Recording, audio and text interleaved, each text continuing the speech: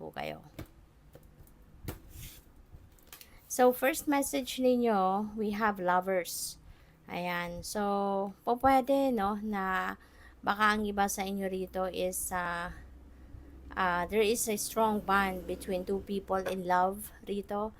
Pwedeng yung magjowa, no, could be, baka papunta na sa pag-aasawa, papunta na sa pag-iisang dibdib, no, yun ang napipick up ko dyan.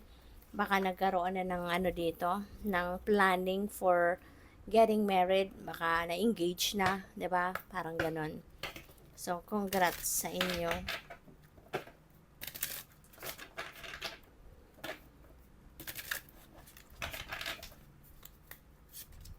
So, unleash your passion.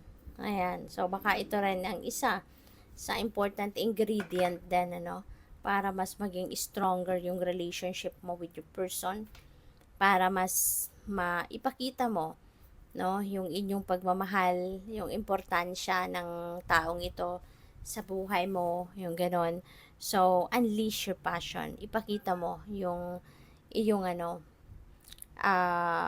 yung love, 'di ba? Yung sweetness mo, yung concern mo, pag-aalaga mo, 'di ba?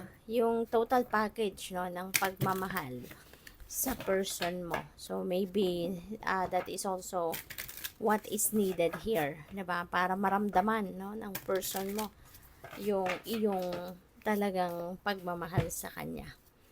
We have 9 of Wands. 9 of Wands is also about boundaries. Okay? Pwedeng ang iba sa inyo rito sa sobrang kabaitan, no, maaaring kayo ay naaabuso na ng ibang tao. Okay?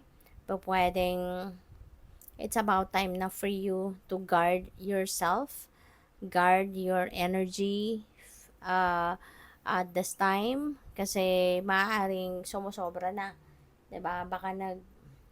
Baka tawag dito, yung nawawalan na ng baka nawawalan na ng yung parang nawawala na sa boundary niya yung mga taong ito sa paligid ninyo.